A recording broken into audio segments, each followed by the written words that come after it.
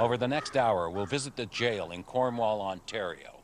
A horrible place, home to executions and brutal punishments, where the spirits of the dead still cast their malignant influence. And we'll go to Wilmington, North Carolina, to the St. James Cemetery, haunted by the spirit of a man who was buried alive.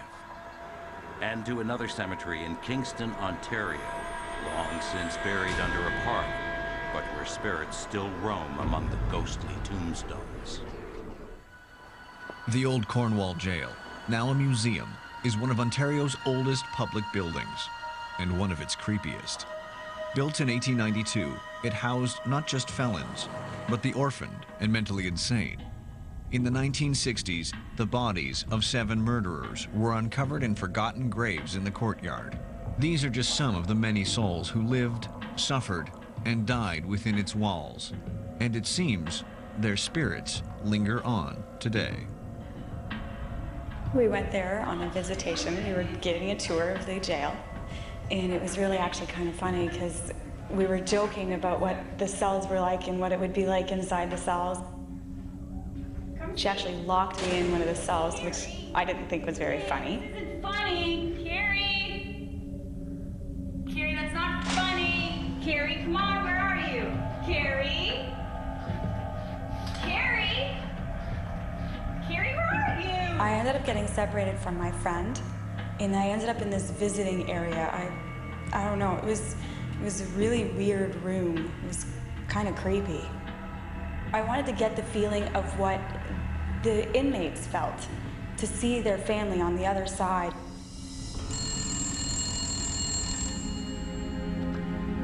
The phone rings, and I answered it, but there was a dead silence on the phone. And I heard my name called, so I turned and looked. There wasn't anybody there either. And then I heard my name again, but louder and more urgent. So I turned and looked, and again, nobody there. Then I felt a really, really cold hand just swipe across the back of my neck. It creeped me out so bad, I took off running. I was so freaked out. Then I stopped, and I turned around, and there was this man sitting on the stool. He had dark hair, and his eyes were very beady, and he was staring at me. He was staring at me as if he really knew me. There are 3 phones in the guard's office. One leads to the police station, one to the fire station, and one directly out to the exercise yard. They've all been disconnected. I personally have been out in the exercise yard on 2 occasions with groups of people, and the phone has rang more than once. So, curious, I walked over to pick it up, and there was a buzzing sound in it. Hung it up, picked it up again, and it was dead. Nearly everyone who visits Cornwall Jail reports the feeling of strange presences lurking in the maze of corridors, cramped cells, and common living areas. Others have actually seen apparitions from the jail's brutal past. Spirits who seem to be trapped in this place by their evil deeds. In the 1950s, a horrible crime dominated the headlines for almost a year. Peter Balcombe, an army sergeant from London, Ontario, brutally murdered his girlfriend. They had met through the army in Quebec City and were returning through Dundas County, where a fatal turn of events began to unfold.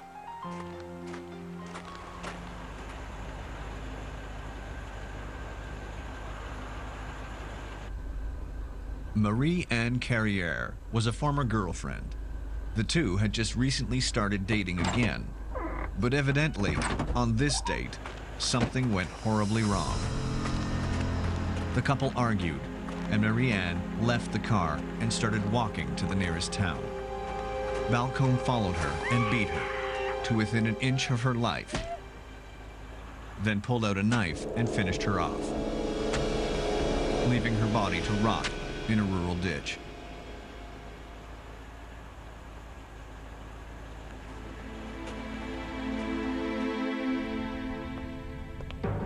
After a lengthy trial, Peter Balcombe was sentenced to hang for his despicable crime.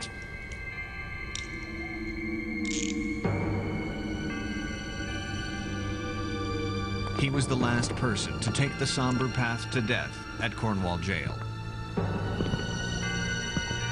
His spirit joined the many others whose bodies dropped lifeless from the gallows and were buried in the courtyard.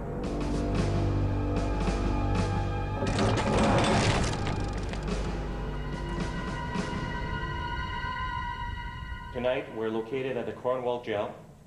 We're down in the basement. Now, I would like to ask permission, whoever is with us tonight, to take videos and audios. We don't mean no disrespect. We don't mean no harm. Can you give us any sign at all?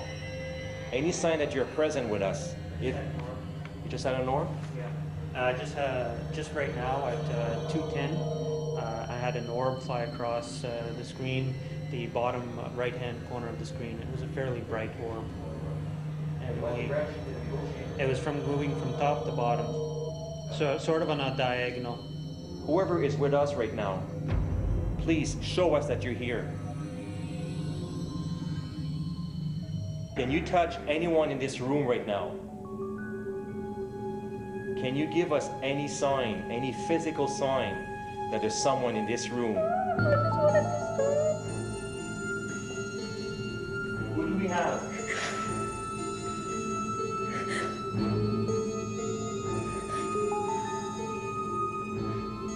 Please speak up. Who are you?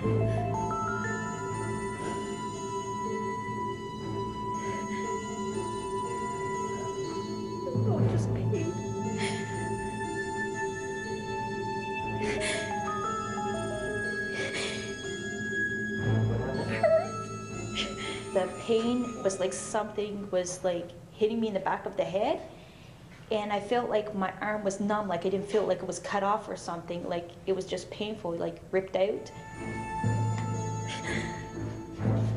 We got a reading around her. EMF shows approximately 3.5. Do you know who it is, Donna?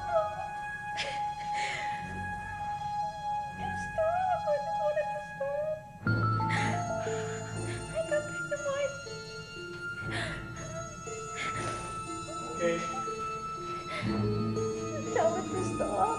What is your name?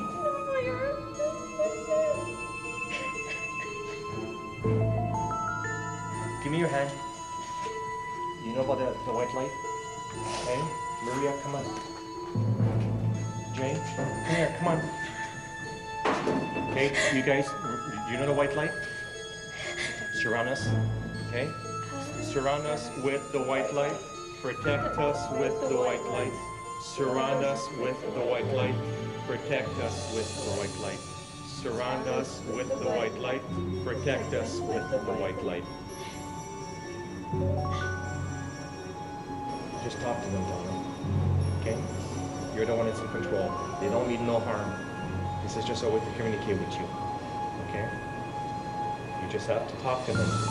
Tell them there's no pain. You don't want no pain. They don't mean to hurt you. It's just a way to communicate with you. You just have to ask who it is and why they're doing this to you. Okay? I want to know why you guys are doing this to me, and was this the type of pain that you guys went through? What I think that happened with her is during the 2 weeks ago we did an investigation here, I had an apparition of a guard that actually was in charge of this kitchen, and he was probably the one causing physical harm, which never happens, but she was actually feeling how the inmates were actually treated here in the kitchen. The kitchen area is quite an interesting area because during the renovations to build that region, the excavators found 2 underground dungeons, if you wish to call them that. They were certainly very small square rooms, no windows, no way to get into them other than to drop someone from above, sort of dropping them into a hole in the ground.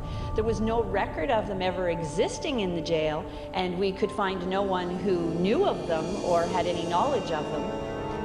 But yet there they were, they existed, and just by their sheer existence we could tell that they must have been used in the earlier days as some sort of a solitary confinement or a major punishment for any of the inmates. The Cornwall Jail was actually built in 1833, 1834, was opened in 1834. In the early days, it served as an insane asylum to a point, because there were many people who would bring children that they could no longer take care of who were mentally ill and leave them with the jail keeper to spend the rest of their days here. When the paranormal group were here investigating, they did hear children's voices up in the courtroom. When we're in the courtroom, there was a lot of activity that we were getting, and it was like around 12 o'clock or around 1:30. We started hearing children playing around. And I asked my partner that's in my group, did you hear anything? And so I just wanted to make sure she heard the same thing as me. And I'm like, she's like, I heard children playing around, like laughing. And there's a few children, so when the lady, Candy, that works here, said that she heard the same thing. So I started getting a cold feeling, and I was freezing. And that's when I knew that there was something there.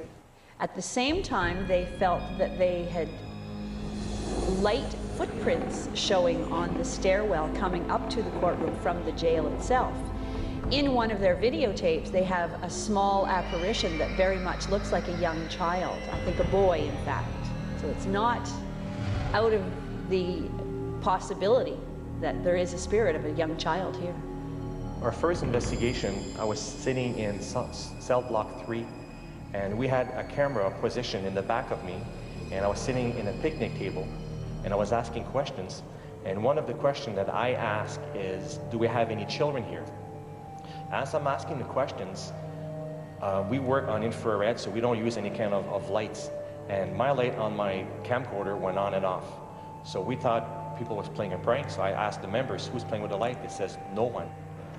And at the end of the evening, the following day, we went home, and we actually seen on one of our cameras that in cell block 3, as I was asking the question, do we have any children here? We actually seen an apparition of a little boy coming out from a cell block, coming towards the camera, matter of a second, and going back into his place. So we think that the little boy was the one that actually flickered the light on and off. When we come back, the paranormal team finds evidence of haunting. If you compare different prisons in Ontario, this prison, what happened, which is very unusual, is they have a mixture of inmates, and especially people that were actually diagnosed mentally unstable. They will actually put someone who's mentally unstable with someone that was a petty thief. And I believe myself that there's actually undisclosed information, the amount of people that were actually brutally or physically hurt in the prison here. During the late 1870s, a man by the name of Jim Sutherland was convicted of petty larceny and sent to Cornwall jail. What he stole was never recorded, but his punishment was clearly documented. He was to endure a severe whipping for a period of an hour with the use of fine cord until his body be bloody.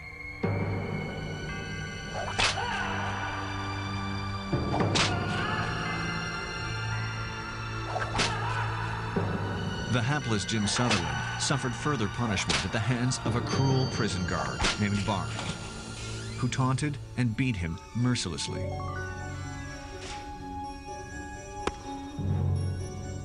Sutherland would go missing for days, to show up more bruised and beaten and even more withdrawn.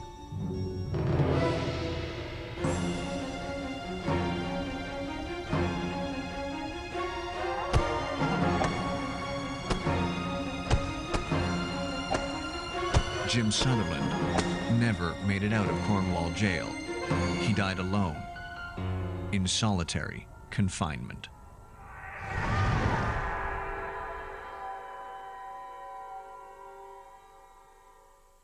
Another area of the jail that has had a fair bit of paranormal activity is the women's cell. It was built in the 60s, and I know that the paranormal group has on tape what appears to be a woman's voice whispering, "Lock it."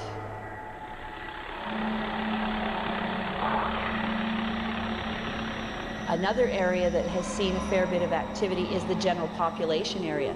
There was cells for 10 people up there, but in the last number of years there were oftentimes double that number of prisoners up there, so it was very crowded. And reports are that there was a fair bit of violence up there.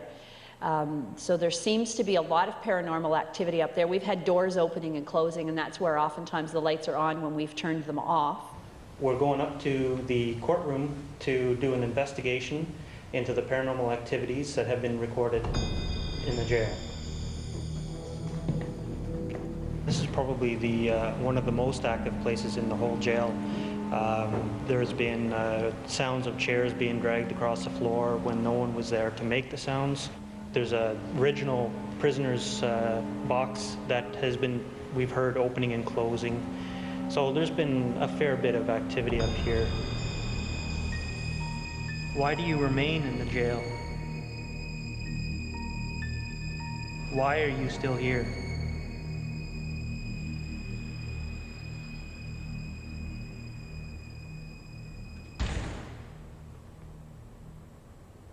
Someone, did you hear that thump? Did someone just make a thumping noise? They come from the other side of the room there. One thump. Just right in this area, I felt like but right now, actually, I'm feeling it right now. There's like it's really drafty in here, like more than usual. I didn't get nothing on my camera, but I feel the energy, like there's something present here. Right here, I do definitely feel a cold spot. And as I walked to the other side of the room, it got warmer. Now, I don't know if it's a power of suggestion, but I'm feeling what Maria says she feels. Another area of significant activity is the courtroom, a place where an individual's fate was decided.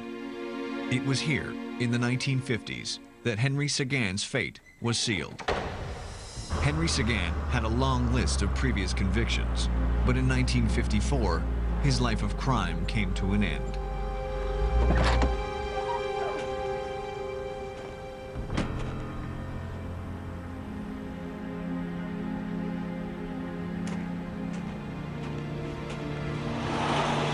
He pulled into Leonard Hurd's garage, demanding the day's take.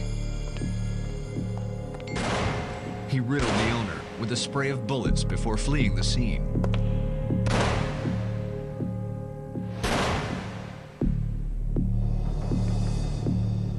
On the day of his execution, Henry Sagan sought the consolation of Father Rudolph Villeneuve.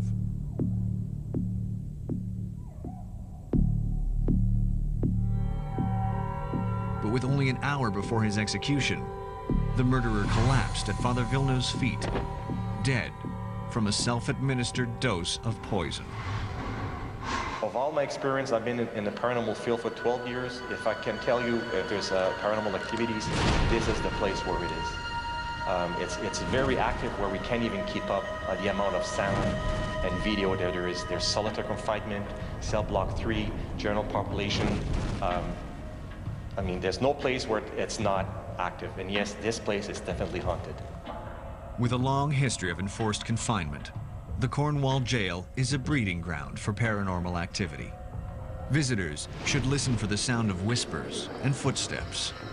If they're quick, they may even catch a glimpse of the ghosts who lurk in the shadows there.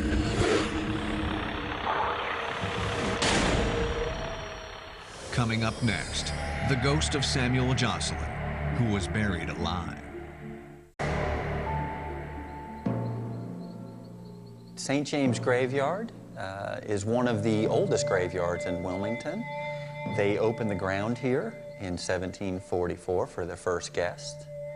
And they have some very old headstones here, so old in fact that most of them have faded over time from erosion. However, some of the stories here have not faded away. Well, it was late in the evening.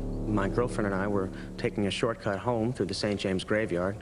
And being a bit of a history buff, I always like to stop and read some of the inscriptions on the tombstones.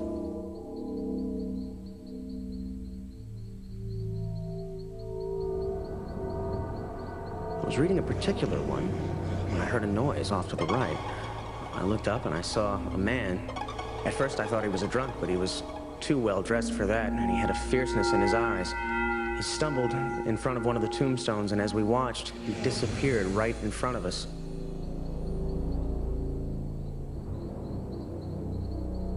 Curiosity got the better of me. I crept up to the tomb, trying to read the inscription, but it was far too faded.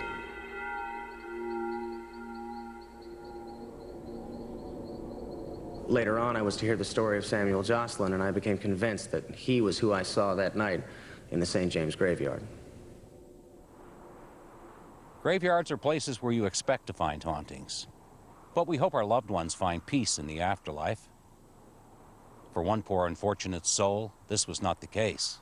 His name is Samuel Jocelyn, and he's buried at St. James Episcopal Church in Wilmington, North Carolina.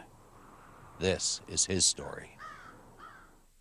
Well, I was taking Willie for his normal nightly walk, and it started to get pretty chilly out, so I decided to take a shortcut through the St. James Cemetery.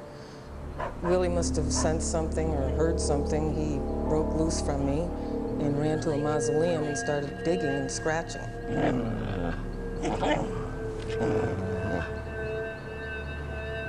When I got up to him, I leaned over to pick him up. I could have sworn I heard scratching.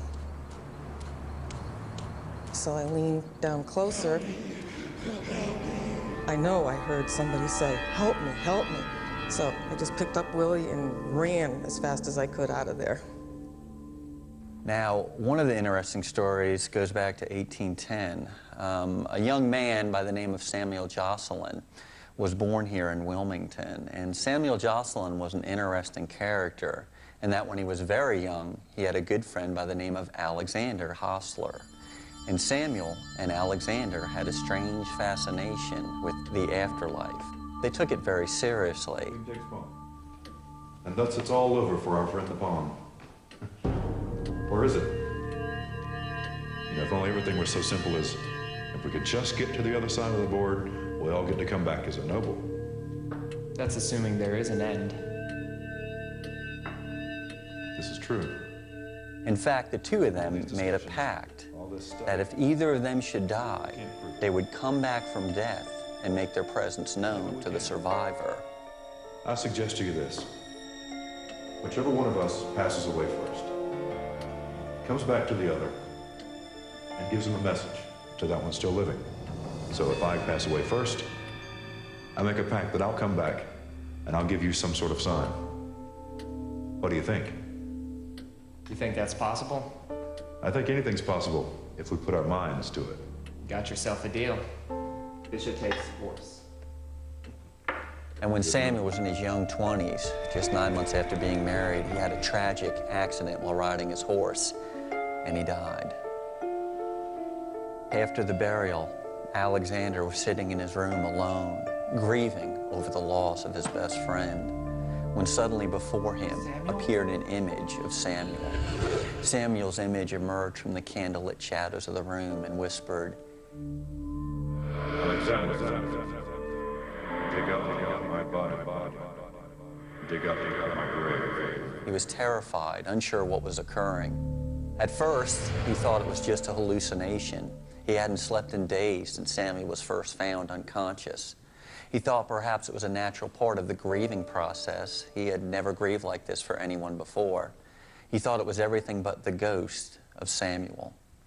And then on the second night, he heard Samuel's voice in his room. Alexander.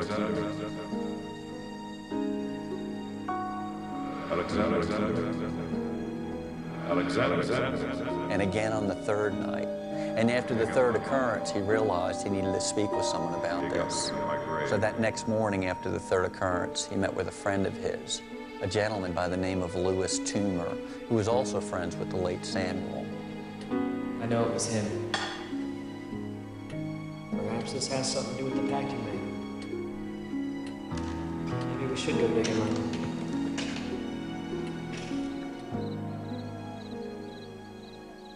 And so the two came up with a plan, and that was very quietly, without telling another soul, They were going to return to St. James Graveyard after midnight that night, and they were going to dig up the body of Samuel.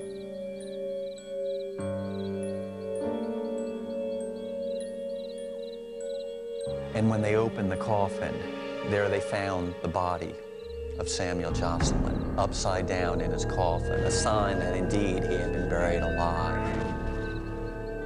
Now, rigor mortis had already set in, but as they looked at the body, they saw the fingers, and the fingers were bloodied and shredded from where he tried to claw his way out of that coffin.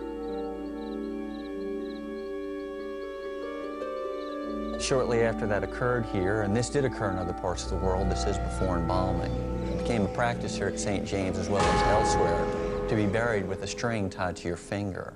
The string would run out of your coffin and be attached to a headstone of your neighbor's, to a bell specifically. This way, if you were accidentally buried alive, you could pull that string and ring that bell, and someone might hear it and come to your rescue. This is where the phrases "saved by the bell," "dead ringer," and "the graveyard shift" all came about. Have you ever wondered why caskets have a curved lid? It's actually because in the beginning they were built flat like a box, flat on both sides. But unfortunately, many people were accidentally buried upside downwards. Because of this, we had to change the construction and curve the lids. St. James Graveyard is certainly a favorite stop on our tour. Many times when I'm here telling the story of Samuel Jocelyn, at the same point in my story, the lights will flicker on and off for no apparent reason, and only during that same part of the story. Others have experienced seeing dark, shadowy figures of someone walking back in the right corner. Well, some of my friends talked me into going on a guided tour at a church graveyard over in Wilmington. Well, when we got there, I knew I was in trouble because, man, that was the scariest place I've ever been in my life. Now, I do these tours with the Ghost Walk. I come to that cemetery on a regular basis, nightly. One time I came inside the cemetery. I got everybody settled in, started telling the story. Welcome to St. James Cemetery, ladies and gentlemen. An old Southern cemetery dating back to the 1700s. The story you're about to hear is called Buried Alive. A fate worse than death. Takes you back to the year 1810. And then immediately behind my right ear, I heard a voice. I said, "You hear this? You hear this?" Saying it to the crowd. And this one guy's going, "It's over there, it's over there." Well, I heard something back here. He's saying it's over there. And I looked over to my right, over my shoulder like, and I saw one person, and they were moving around between the tombstones and all. And I said something to the tour guide about it, but he was listening to something from behind him over there. And I showed him where it was, and he got to looking at it. Next thing I know, he's pointing me in this direction. I'm looking over there, and there's this eerie figure, this figure in black, moving across that cemetery. And I said, "Let's hit it, let's go." And I was out of there. And we both got scared, and we grabbed everybody and just started running. I was scared to death, and so was he. So that was quite an experience for me. I'm not going to be intermingling with these creatures. I'm just going to document it and go. And that's what happened that night. I don't run. I did run once. Hope to never run again. That night got me. Kingston, Ontario is one of Canada's oldest and most beautiful cities. It was once the nation's capital and still has an elegance that befits a capital city. It boasts gracious century homes and tree-lined streets. But behind the gentle facade, the city also has its secrets. This sunny park hides a tragic history. Well, we'd been in the house for about 3 years. My baby was 3 months old, and I was downstairs in the living room. My husband was out for the night.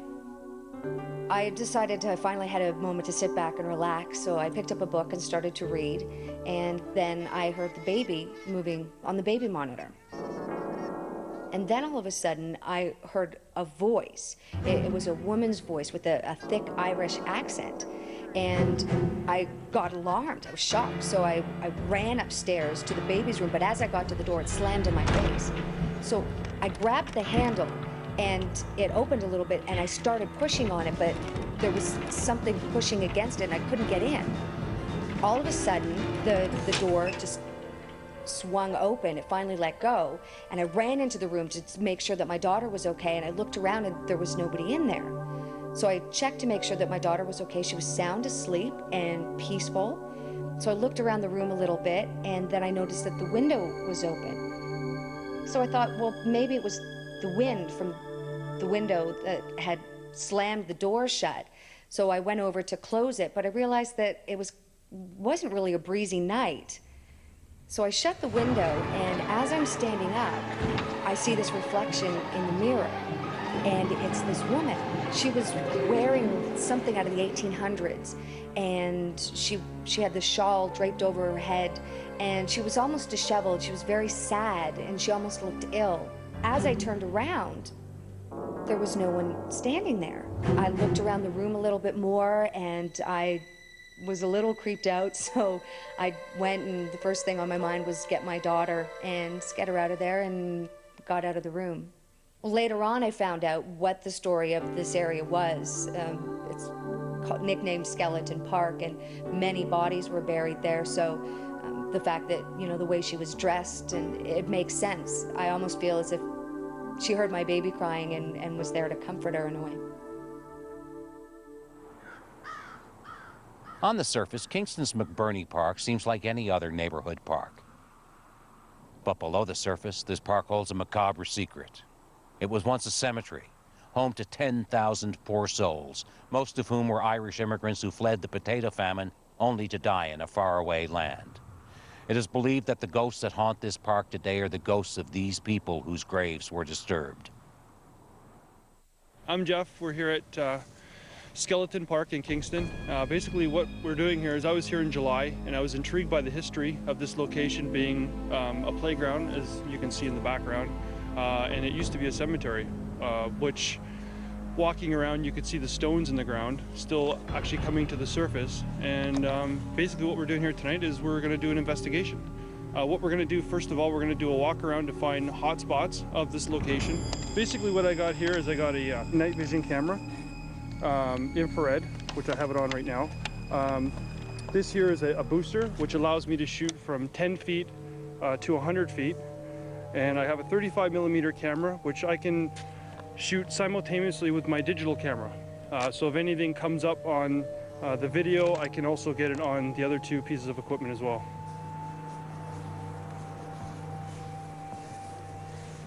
Elizabeth is waiting to talk to us. Okay. She found me way over there, called me over to there, and said that she would talk to us when we got to the bench. She's looking for her daughter. Long blonde hair. She's wearing a light bluish dress. She's obviously not got a lot of money. And her daughter would be about 4 years old. She passed and left her daughter behind. She knows she's passed on, but she's still looking to rejoin with her daughter on the other side, and thinks for some reason, I mean, I think Elizabeth was buried here. She showed me around the other side where she was. She thinks if she stays around here, she'll find her daughter. After the break, a cemetery rises up out of the mist. Relax, take some time off and hitch a ride into the exhilarating world of the day tripper. Kingston's McBurney Park is known to many residents as Skeleton Park for a pretty good reason. It was originally a cemetery, one of Kingston's earliest and largest cemeteries, that started use in 1809 and basically filled up, particularly through the 1840s, with cholera and typhus epidemics that swept through Kingston. Became a very full cemetery, and by 1893 was completely full and a complete mess. And at that time, the City Council decided to turn the cemetery into a city park. And it is a city park even now today. Well, a few years ago, when my husband and I first moved into this house across the street from the park, everything was great at the beginning. And then one day I was standing at the window looking out at the park, and this mist came out of nowhere into the park. And I swear I saw some tombstones in the mist.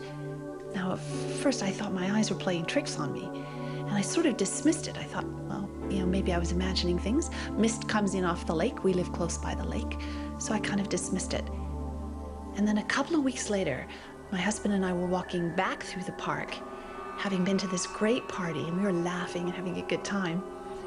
And then the mist came again. Only this time it was all around us, and it was really thick and cold. And we stopped, both of us, to look. And then there, in the middle of all this mist, were these tombstones. And walking in between the tombstones were people. And they seemed to be wearing long, old-fashioned clothes. And a lot of them looked really ill. But the whole situation really scared us. So we both, without saying anything, we just turned around to leave and started running away. And we got to the edge of the park, and I don't know what made us, but we both stopped to look back.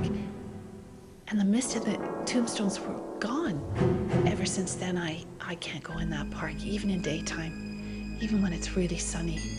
I get a very cold, clammy feeling when I'm in that park.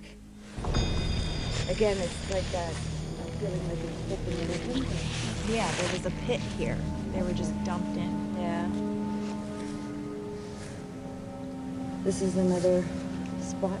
The sadness I feel, though, it's almost as if I don't believe that when some of them were buried, they weren't all dead. Yeah. Buried alive? I don't know.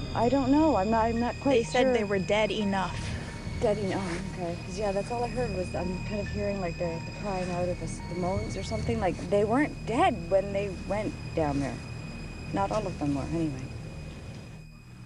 Well, when they converted the old cemetery, the old burial ground, into a city park, they made a number of decisions, and one was that they weren't able to move all of the bodies, and people could pay to have their relatives moved, but otherwise the bodies were left here.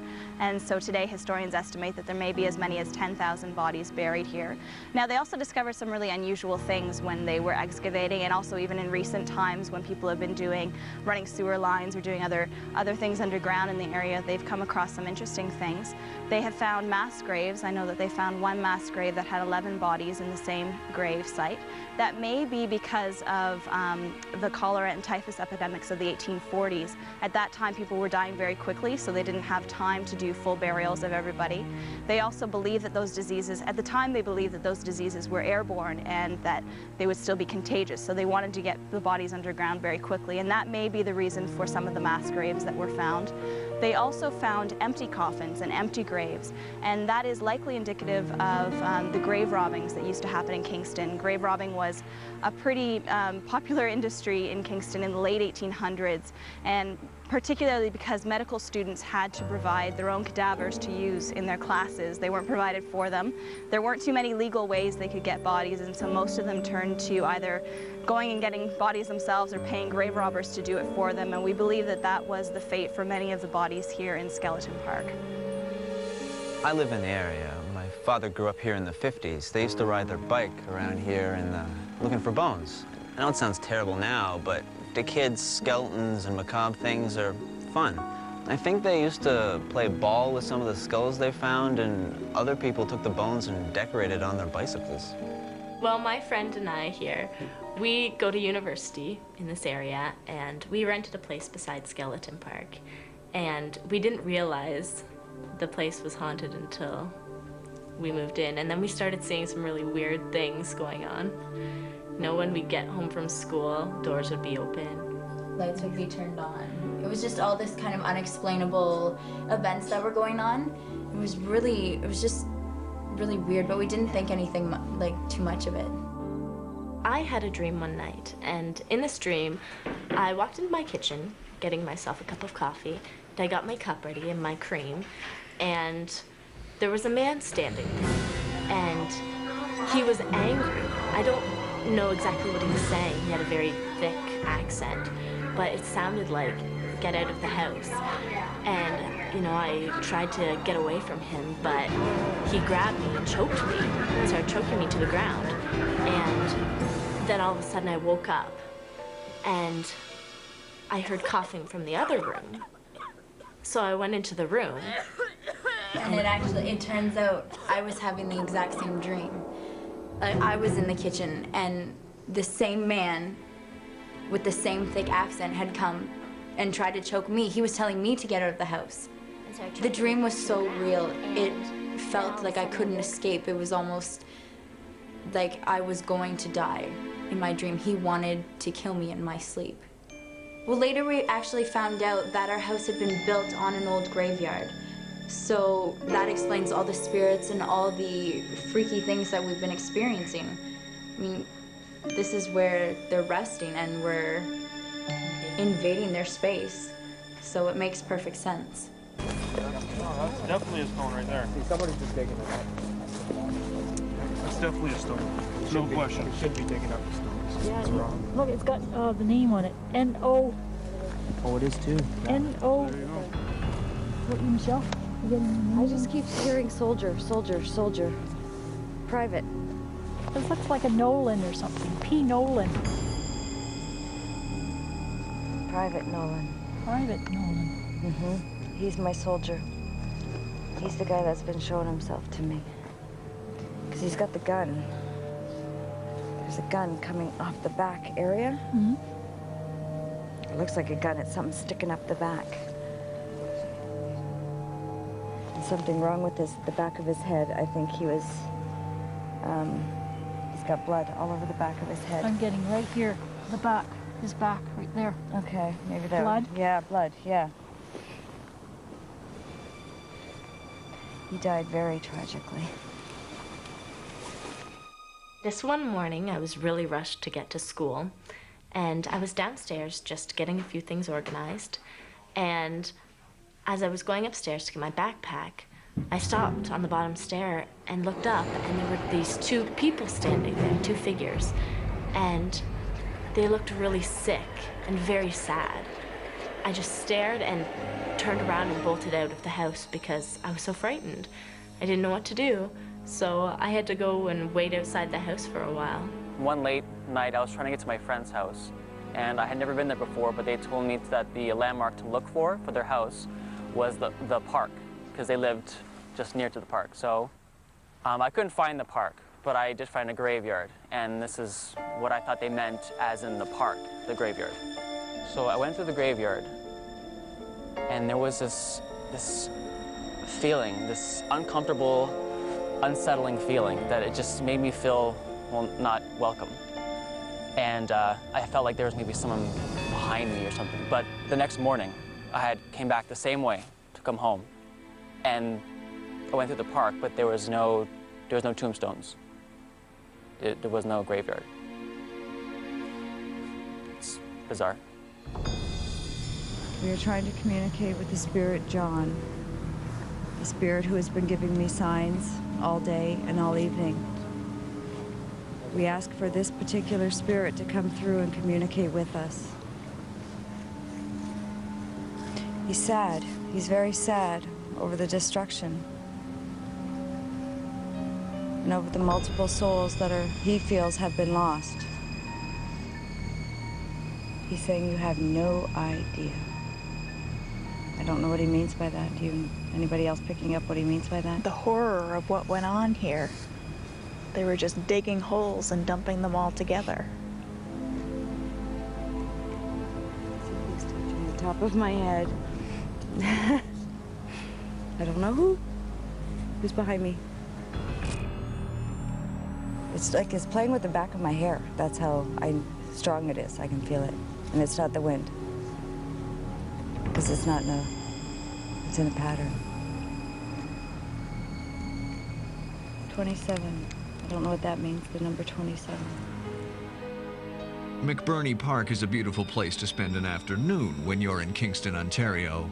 But at night, the restless souls of the dead, who were buried so unceremoniously and then forgotten, can be seen roaming the grounds, unable to rest in peace.